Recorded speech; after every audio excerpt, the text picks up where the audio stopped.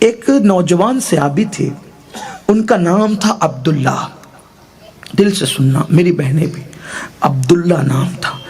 ایک جھلک حضور کی دیکھی تھی اور کلمہ پڑھ کے مسلمان ہو گئے تھے، لیکن پھر دوبارہ دیکھنا نصیب نہیں ہوا، نہ ملنا نہ دیکھنا نہ بات کرنا نصیب ہوا. وہ بچپنے میں یتیم ہو گئے تھے اور مدینہ منورہ کے باہر رہتے تھے، دور. ان کے چچا نے ان کو پالا تھا اور ان کی ماں نے ان کے بچپنے میں یتیم ہونے کی وجہ سے جوانی میں بھی دوسرا نکاح نہیں کیا تھا کہ میرے بیٹے کا کیا ہوگا. تو ماں نے اور چچا نے مل کے پالا تھا. جب یہ مسلمان ہو گئے، ان کے چچا کو پتہ چلا کہ میرا بھتیجا مسلمان ہو گیا. چچا نے بہت مارا اور کہا محمد کو چھوڑ دے. کہا چچا سب چھوڑ سکتا، ان کو نہیں چھوڑ سکتا. تو چچا مارتے مارتے تھک جاتا تھا، کہتا تھا رک تھوڑا آرام لوں گا پھر ماروں گا. پھر مارتا تھا، پھر آرام لیتا تھا، پھر مارتا تھا.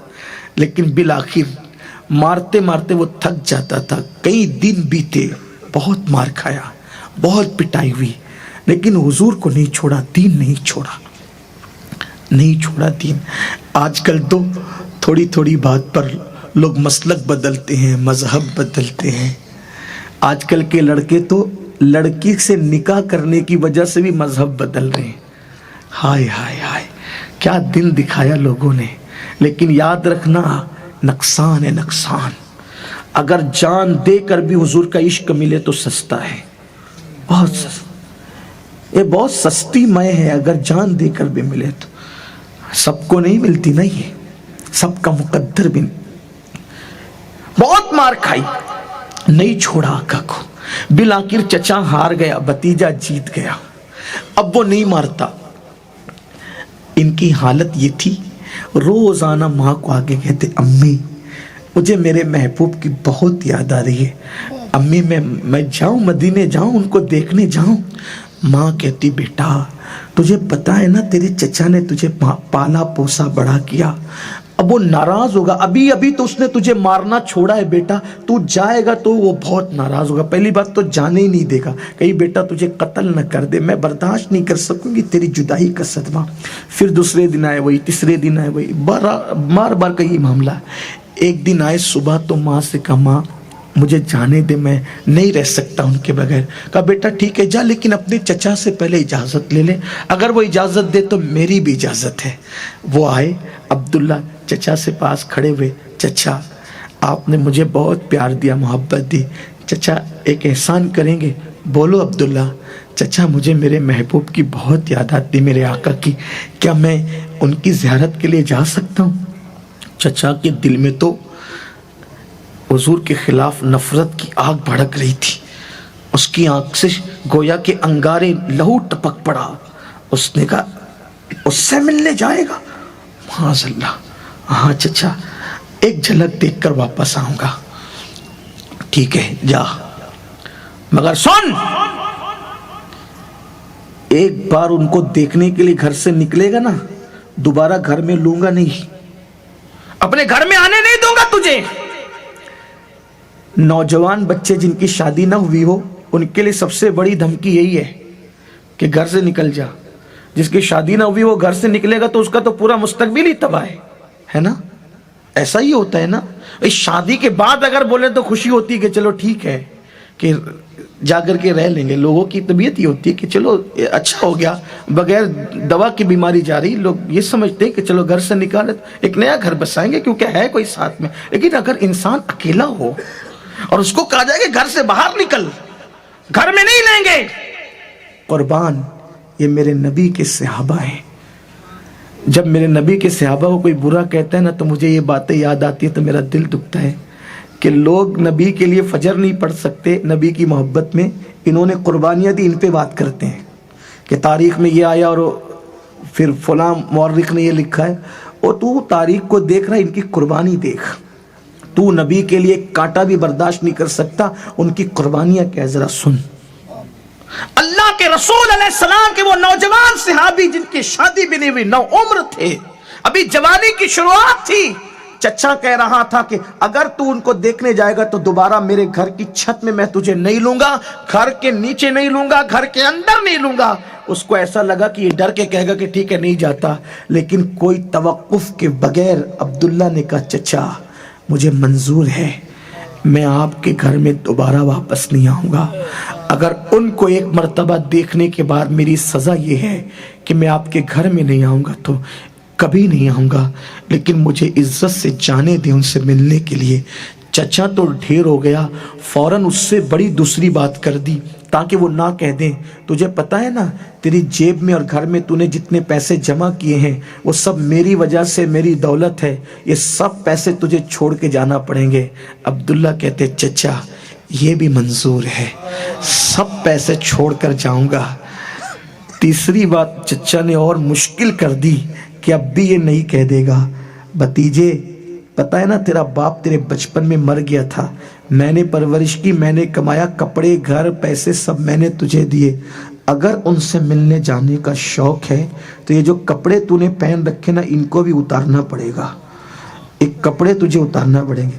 اگر صاحب استیعاب اس واقعے کو نہ لکھتے یہ بات اس کے اندر تو میں یہ کبھی بولنے کی ہمت نہیں کرتا۔ مسلمانوں ذرا غور کرو، ایک جوان نوجوان اس کو کہا جا رہا ہے کہ اگر سفر کرنا ہے تو کپڑے اتار کر کے جا، تو اس وقت اس کے دل پہ کیا گزری ہوگی، اس نے کیا فیصلہ کیا ہوگا اور کیا کرنا چاہیے تھا، مگر تاریخ کے اوراق گواہ ہے۔ جب میرے نبی کے اس جوان صحابی کو چچا کہتا ہے کپڑے اتار دے تو حضرت عبداللہ کہتے چچا اگر نبی کی زیارت کپڑے اتارنے میں ہو سکتی ہے تو یہ لے تیرے کپڑے اور میں چلا۔ دونوں کپڑے اتار کر چچا کو دے دیے، ستر چھپایا، آخری زیارت کے لیے ماں کے پاس آئے، ماں مجھے کپڑے دلا دے، میں ننگے بدن مدینے کیسے جاؤں گا۔ ماں نے کہا بیٹا تو جانتا ہے نا تیری ماں کے پاس اتنے پیسے نہیں ہیں کہ تیری ماں تجھے کپڑے دلا سکے، لیکن میرے بیٹے یہ 2 دوپٹے میرے پاس ہیں، یہ سوتی 2 دوپٹے، جلدی سے لے کے بھاگ جا ورنہ تیرا چچا آئے گا تو یہ بھی نہیں ملے گا۔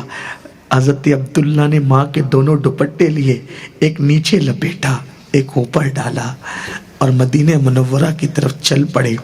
جب جیسے جا رہے تھے نہ کوئی سواری نہ کوئی ساتھی، کچھ نہیں، پیدل جا رہے عبداللہ۔ ایک وسوسہ دماغ میں آیا، عبداللہ تو نے تو نبی کو دیکھا لیکن نبی نے تجھے نہیں دیکھا، تو نبی تو تجھے پہچانتے نہیں، تو نے اپنے ماں باپ کا گھر چھوڑ دیا، پیسے نہیں لیے، کپڑے چھوڑ دیے، اگر وہ تجھے نہیں پہچانیں گے تو تیرے مستقبل کا کیا، تو کہاں رہے گا، کیا کرے گا تو؟ جیسے ہی وسوسہ آیا فوراً چھڑک دیا اور دل نے کہا، عشق نے کہا عبداللہ وہ نہ پہچانے وہ نہ پہچانے، ارے سب کی ساقی پہ نظر ہو یہ ضروری ہے، مگر سب کی ساقی پہ نظر ہو یہ ضروری ہے، مگر سب پہ ساقی کی نظر ہو یہ ضروری تو نہیں۔ ہمارا کام تھا عشق کرنا، کر دیا، ان پہ چھوڑ دیا، اور بات یہی ہے، عشق کا مطلب یہی ہوتا ہے، عشق کرو کوئی صلہ نہ مانگو، جو صلہ مانگتا ہے وہ عشق نہیں کرتا، وہ تجارت کرتا ہے۔ کون کہتا ہے عشق کا صلہ چاہیے؟ عشق کا کوئی صلہ نہیں مانگا جاتا، ارے عشق کا صلہ تو یہ ہوتا ہے کہ محبوب ایک مرتبہ کہہ دے کہ یہ ہمارا ہے، بلکہ عاشق تو یہ کہتا ہے آنے دو یا ڈبو دو، اب تو تمہاری جانب کشتی تمہیں پہ چھوڑی، لنگر اٹھا دیے ہیں۔ عبداللہ نے سوچا وہ نہیں پہچانے تو نہیں پہچانے، ہم جی لیں گے جیسے چاہے جی لیں گے، انہی دوپٹوں کو لپیٹ کر جی لیں گے، لیکن ایک جھلک محبوب کی دکھ تو جائے گی۔ اسی ادھیڑ بن میں، اسی خیالات کی دنیا میں عبداللہ مدینہ منورہ پہنچے تو رات آدھی گزر چکی تھی۔ قسمت دیکھو، امتحان دیکھو، آزمائش، سب کے دروازے بند، کس کے گھر جاؤں، کوئی پہچانتا ہی نہیں، میں کسی کو نہیں پہچانتا۔ سوچا کہ ان کی ایک مسجد ہے، مسلمانوں کی ایک مسجد ہے یہاں مسجد نبوی، اس کے دروازے کھلے رہتے رات دن، چلو وہیں چل کے بیٹھتے ہیں، صبح جو ہوگی دیکھا جائے گا۔ ہائے اب یہاں تک عبداللہ کی قربانی اور عشق کی داستان. جب عشق میں آدمی قربانی دے تو پھر یار کیسے کرم کرتا، آگے سن لیں. کرم قربانی کے بعد شروع ہوتا ہے، قربانی سے پہلے نہیں. قربانی یہاں تک دی، گھر چھوڑا، کپڑے دیے، مال دیا، پیدل چلے آئے. اب آدھی رات کے بعد پہنچے تو مسجد میں داخل ہوئے تو دیکھا کہ وہاں کوئی موجود ہے. جیسے ہی اندر قدم رکھتے ہیں سلام کیا تو وہ بندہ کہتے ہیں عبداللہ.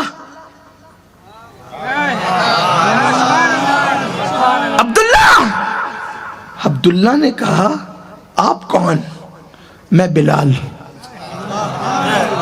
آپ نے مجھے کیسے پہچانا؟ کبھی دیکھا نہیں، نہ میں نے آپ کو دیکھا نہ آپ نے مجھے. آپ نے کیسے پہچانا؟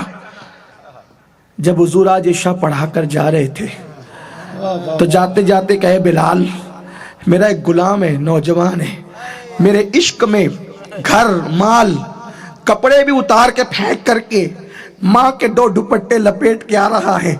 مدینے میں سردی بہت ہے بلال، جب وہ آئے گا نا تو رات بہت ہو چکی ہوگی، وہ مدینے کی سردی برداشت نہیں کر سکے گا، میرا یہ کمبل اس کو اڑا دینا.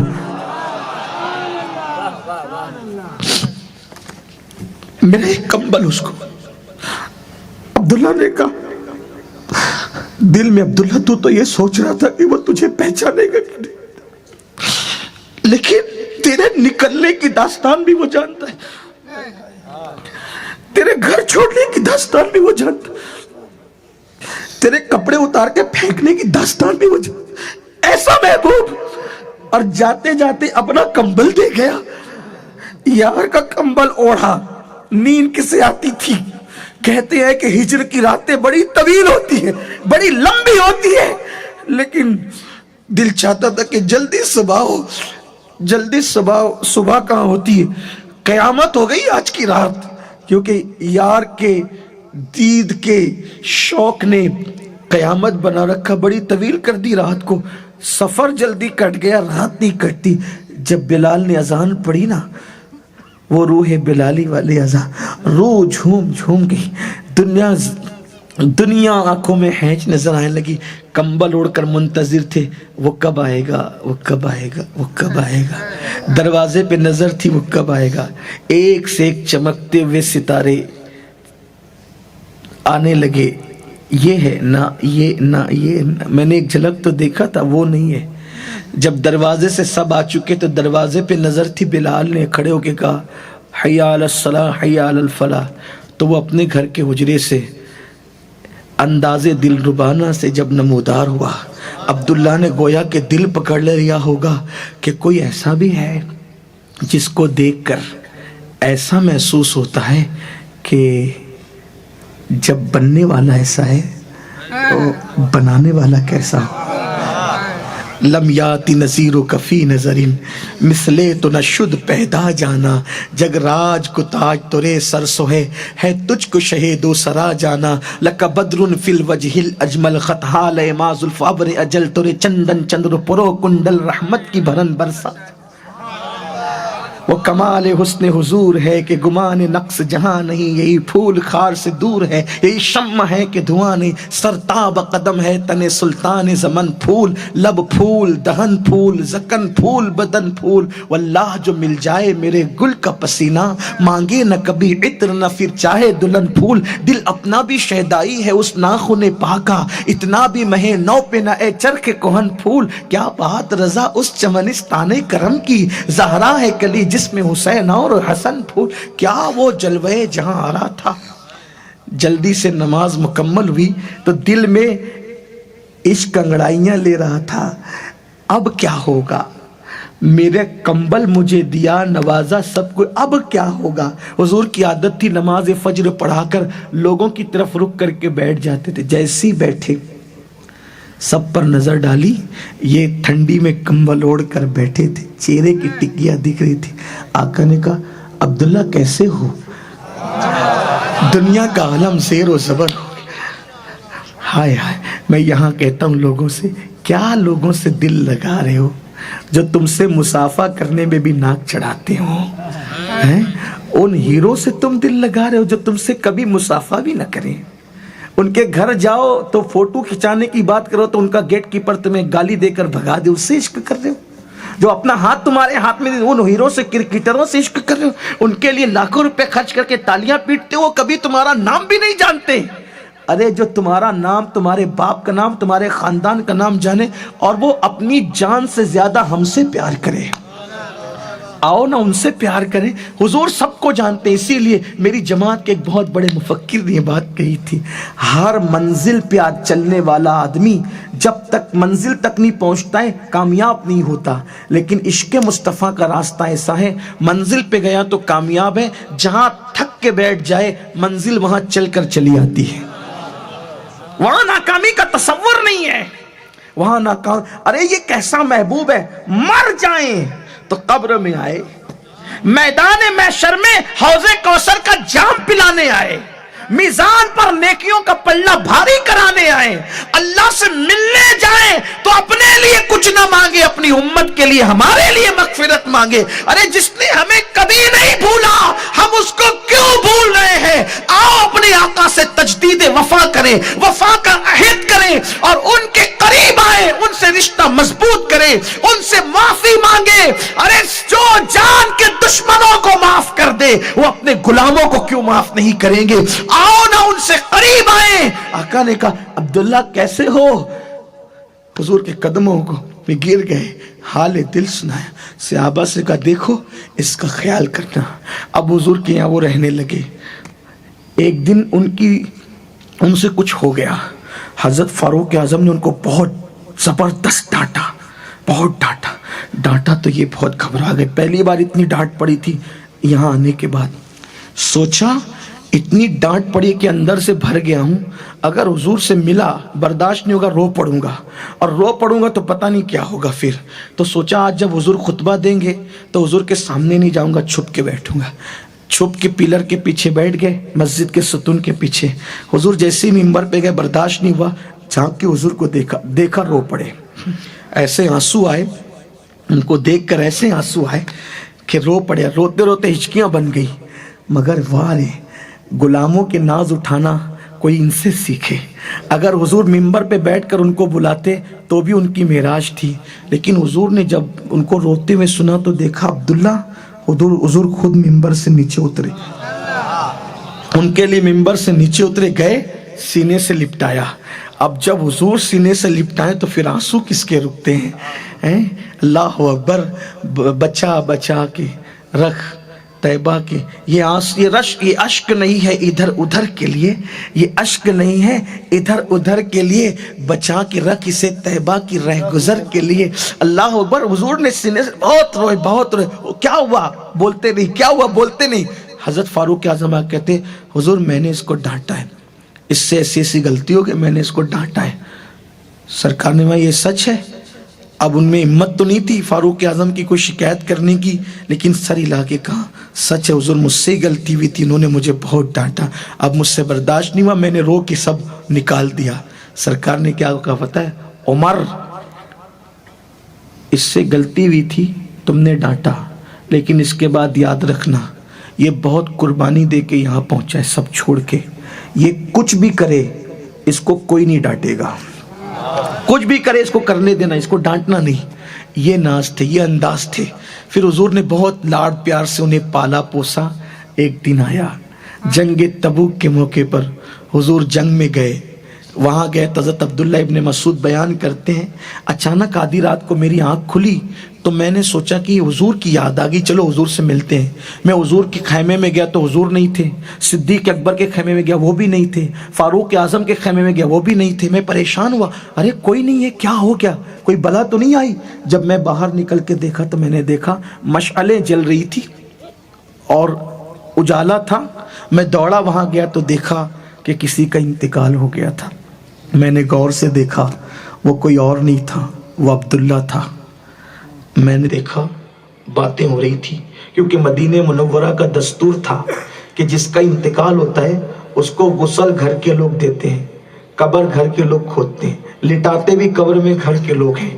میں نے سوچا کہ اس کا انتقال ہوا، یہ نوجوان یہ چند دن پہلے تو آئے تھے، اب انتقال ہو گیا۔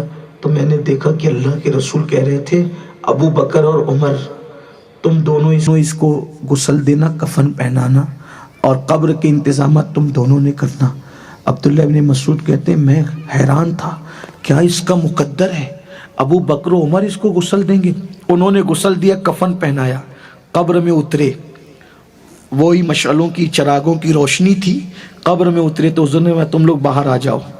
جب وہ دونوں باہر آ گئے تو میں حیران تھا اب کیا ہوگا، تو حضور نے فرمایا اس کی قبر میں میں خود اتروں گا۔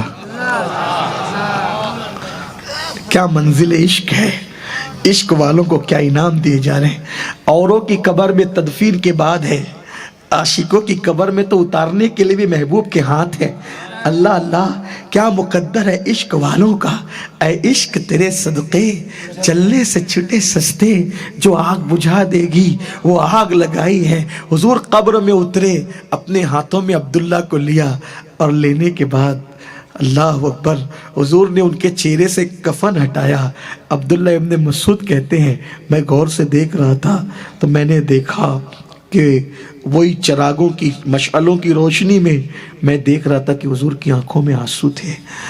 لوگ کہتے ہیں موت اس کی جس کا زمانہ کرے افسوس، میں کہتا ہوں موت اس کی کیا ہوگی جس پر محبوب خدا آنسو بہا رہا ہو، روح کائنات آنسو بہا رہے ہو، جان کائنات رو رہے ہو۔ عبداللہ ابن مسعود کہتے ہیں حضور کی آنکھوں سے آنسو نکلتے تھے، داڑھی پر نچھاور ہوتے تھے اور عبداللہ کے چہرے پہ اور کفن پہ پڑتے تھے۔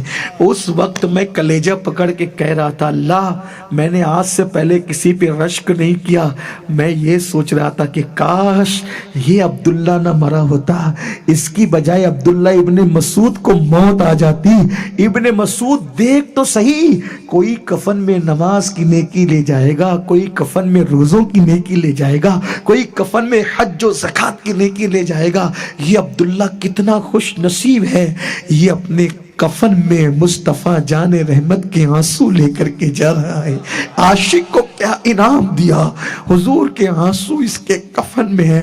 اور جب میں نے یہ دیکھا تو مجھے اور حیرت ہو گئی، یہ کفن میں آنسو تو حضور کے لیے جا رہا تھا، لیکن حضور نے اس کے لاشے کو اپنی گود میں لے کر آسمان کی طرف چہرہ کر کے فرمایا اللہ میرے صحابہ میں میرا یہ وہ صحابی ہے جس نے مجھے کبھی ناراض نہیں کیا، اس سے میں ہمیشہ راضی رہا، اس نے بڑی قربانی دی۔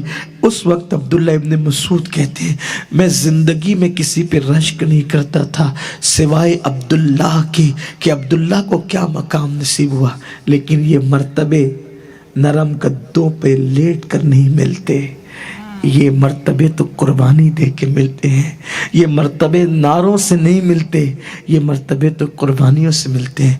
اے میری قوم کے جوانوں، آؤ آج عہد کرو کہ ہم بھی عاشق رسول بنیں گے، ہم بھی اپنے نبی سے سچی محبت کریں گے۔ 3 باتیں، نمبر 1 ذکر رسول کثرت سے کریں گے، نمبر 2 حضور کی اداؤں کو اختیار کریں گے، نمبر 3 دل میں انہی کی محبت کے چراغ جلیں گے، دل میں انہی کی محبت کے دیے جلیں گے۔